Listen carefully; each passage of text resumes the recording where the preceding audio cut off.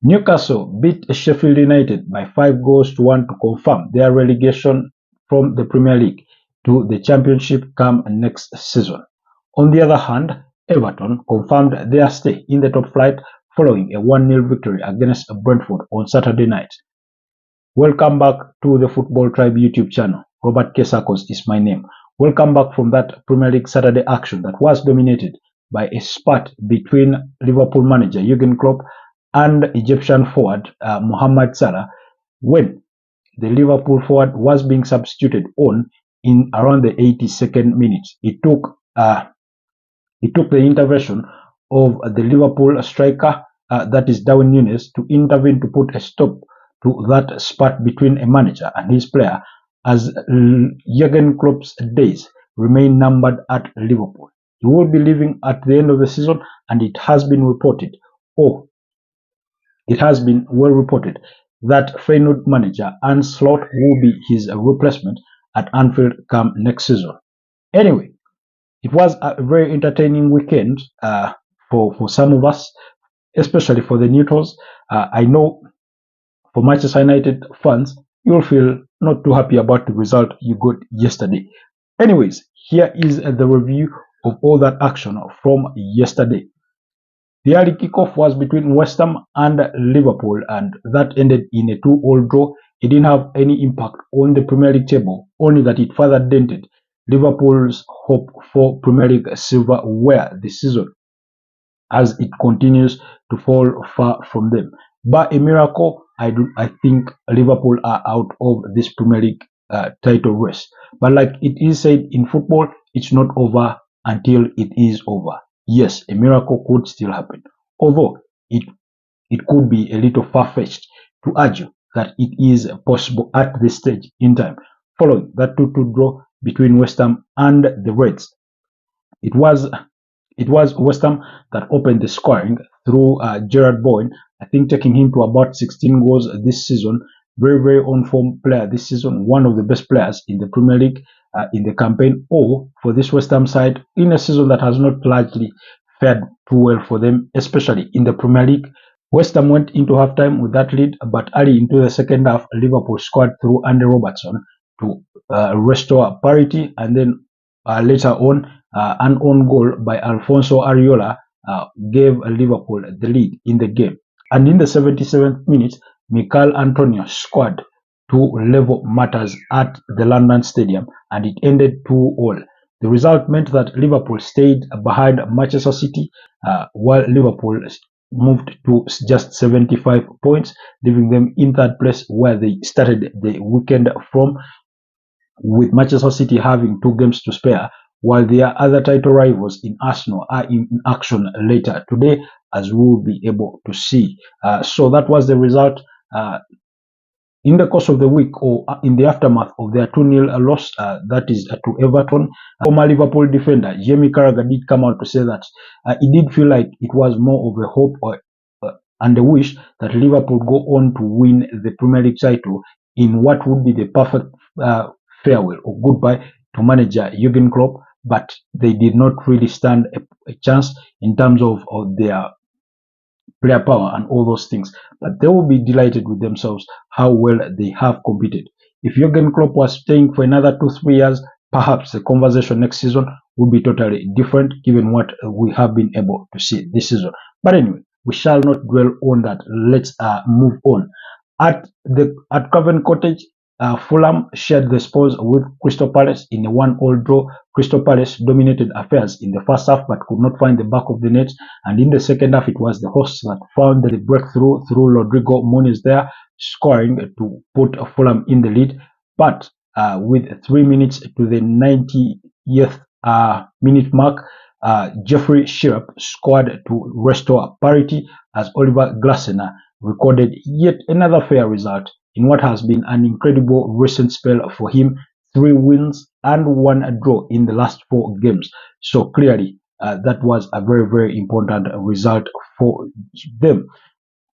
The other game, we did see Manchester United share the spoils with Burnley at Old Trafford in a game that I thought on another day, if it weren't for the goalkeeper Andre Onana, Burnley could have easily walked away with 3 points, especially from the first half. Burnley put up quite a very decent performance. I did think it took the heroics of Andre Onana pulling off 3 immaculate saves in the first half to ensure that Manchester United stayed in the game. However, it is the Red Devils that found the breakthrough first through Anthony. Of course, there was a poor back pass there between the Burnley players that was intercepted, and Anthony, who fairly had a good game yesterday, went on to give the Red Devils a lead. But like the trend has been almost all season, they did concede the other side. Andre Onana clattering in one of the Burnley players to concede a penalty that was then converted to make it 1-1, and that's how it ended. In the manner in which they did concede a penalty was similar to that of the denied penalty against Wolves on match day 1 for the Red Devils, as they won by a goal to nil. That goal by Rafael Varane. You remember Andre Onana clattering into Sasa Kaladzic there with Craig Dawson around there in the 18 yards box.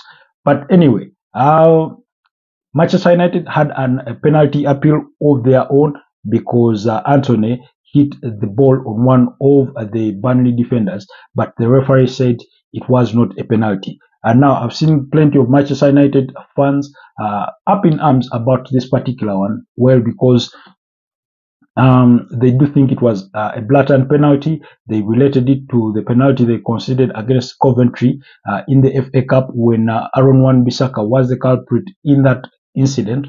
But I do think when you compare the two images, clearly Aaron Wan-Bissaka's arm was a little farther away from his body in terms of that picture as compared to the Burnley player yesterday. I did think that the Burnley player was really trying his best to, drag that arm away and have it at the back of him, but eventually or inevitably the ball still hit him. So in my opinion, it wasn't a penalty because it wasn't a clear and obvious error. It wasn't, where he sticks his arm out to try and, stop the progression of the ball.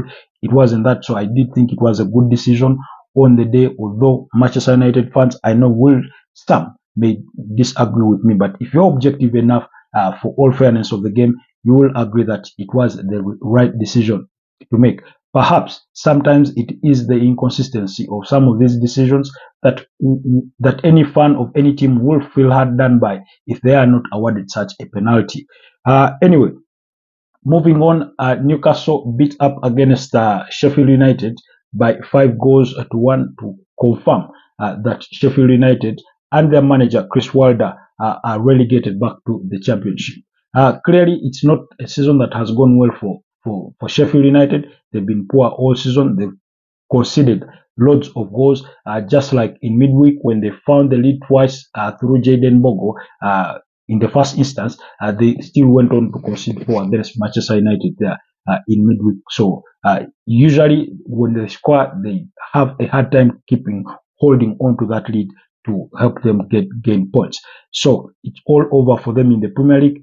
All the rest of the games that they still have to play, we'll just do it for the fans to try and complete the games. But again, it was Sheffield United that found the lead in this game, but Newcastle's Alexander Isak scored another brilliant goal to restore parity for the Magpies in this one. In the second half, Bruno Guimaraes did a score to make it 2-1, and then from there it became a rout as Alexander Isak converted from 12 yards to make it 3-1. That puts his personal tally to, I think, 19 goals in the Premier League this season. So very, very incredible performance there from from Alexander Isak on the evening. One of those players that I get the sense that may be a hot cake in the summer. Teams like PSG, teams like Arsenal, who are pondering getting a striker, teams like Manchester United, who think Rasmus Højlund is not enough, teams like Chelsea, who are on the hunt for strikers, may look to his services and see if they can entice Newcastle into selling the player. And then, of course, the other fourth goal was an own goal by Ben Osborne, while Callum Wilson completed the scoring of that 5-1 victory for Ed Howe's side. And in the post-match press conference, Chris Wilder did acknowledge that they had been poor before his incoming and after his incoming that they did not do well enough to at least uh, even warranty their own safety in the Premier League. So they'll just have to do it for the fans, play their remaining games decently well.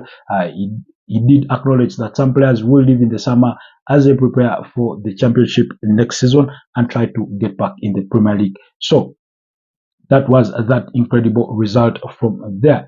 In the other fixtures at Molineux, Wolverhampton Wanderers beat up against Luton Town by 2 goals to 1 in what felt like a bit of a tense game, especially towards the end. Yes, Wolves had a bit of a domination in that. Once again, Luton Town conceding goals in the manner that in which they've done almost all season. Wang Hichan on target there for Wolves, while the other was Totti Gomez that scored to make it 2-0 by the 50th minute in what was a bit of a dominant display for this Wolves side, but they did concede in the 80th minute through Carlton Morris, and it led to a bit of tension in the last minutes of the game as Luton Town tried to chase for that equalizer that continued to elude them until full time. So it ended 2-1 in favor of the home side, and it clearly Luton Town are ever edging closer to their own relegation because they are in that 18th place with Burnley in 19th place. I think just two or 1 point separate the two sides on the Premier League table as far as things go. So with Nottingham Forest just right above Luton Town, and Nottingham Forest are in action today, as we will find out very, very soon. The other game also saw Everton beat up against Brentford by 1 goal to 0. That goal was scored by Idris Kanagwe, and then eventually Everton cruising to victory and confirmed their stay in the Premier League top flight following that victory yesterday. It has been quite an incredible week for Everton, beating up against their arch rivals in midweek by 2 goals to 0. They have beaten up against Brentford by 1 goal to 0. Of course, when you wind things a little back, they did beat up against Nottingham Forest by 2 goals to 0. In between there, or somewhere in there, they did lose to Chelsea by 6 goals to 0. That was the embarrassing result for them. And clearly, Sean Dyche will be happy that his team have confirmed their stay in the top flight with quite a few games to spare. It was some quite brilliant news for the Toffees on the evening. In the other result, or in the other game, the very late kickoff, Chelsea managed to hold Aston Villa to a 2-all draw, despite the fact that it was Aston Villa that went into a 2-0 lead there through an own goal by Marco Cucurella in the 4th minute, while Morgan Rogers did score to make it 2-0. And in response, it was Noni Madueke that pulled one back before Conor Gallagher scored to make it 2-2. Chelsea thought they had found what would have turned out to be the winning goal through defender Axel Disasi, but then that goal was ruled out for foul in the build-up to the goal, so it ended 2-2 there for Mauricio Pochettino, who was desperate to bounce back from that 5-0 thumping against Arsenal. Of course, it's not the result they would have wanted, but it is better than having had to lose on the evening, especially given the number of injuries that they came into this game with. They were missing plenty of their first team players, the likes of Enzo Fernandez, whose season has ended following that surgery, the likes of Christopher Nkunku, Richard James, and many others. So you do sort of feel for them a little bit, but they managed to grind it out, and that game finished 2-2, and Chelsea avoided Aston Villa doing a double on them this season, given that Aston Villa beat them in the first leg by 1-0. I think that was back in September. Anyway, Premier League action does continue today on Super Sunday with 3 fixtures on your calendar. 2 games kicking off at 4 p.m. sharp when Bournemouth host Brighton and Hove Albion at the Vitality Stadium, while Arsenal will be travelling to Tottenham Hotspur Stadium there to play their London rivals in Tottenham. That game very, very crucial as far as the race for the Premier League title is concerned, as well as Tottenham's hopes for finishing in the top four go. So Tottenham, after this, after playing Arsenal, I think they will play Liverpool and then play Manchester City in their next two games, while Arsenal will play Bournemouth and play Manchester United away from home and then complete the season with a home fixture against Everton. So clearly, that's the kind of picture that you do expect for these teams. We have already discussed in plenty in terms of preview for that London derby. Do check out the video that did drop yesterday early in morning on our YouTube channel, and thank you for all those that have managed to watch it. Thank you for all those that liked, for those that shared. I do appreciate you, and if you're new on the channel, not forget to subscribe. And then in the late kickoff at 6:30 p.m. East African time, Manchester City will be visiting Nottingham Forest. Again, Nottingham Forest is one of the other teams that desperately want to confirm their stay in the top flight. Recently, they were docked 2 points for breach of the profit and sustainability rules in the Premier League, which sort of impacted on their point count this season. Otherwise, do let me know what your predictions are for those particular three games. Personally, I do think that Bournemouth could edge Brighton. Brighton are not in very decent form in recent times, while Bournemouth come into the game on the back of a 1-0 victory against Wolves away from home. That goal scored by Antoine Semenyo, while a robbed Brighton and Hove Albion, who had three actually penalty appeals against Manchester City, lost by 4-0 in that one, including being a free kick that was falsely awarded against them.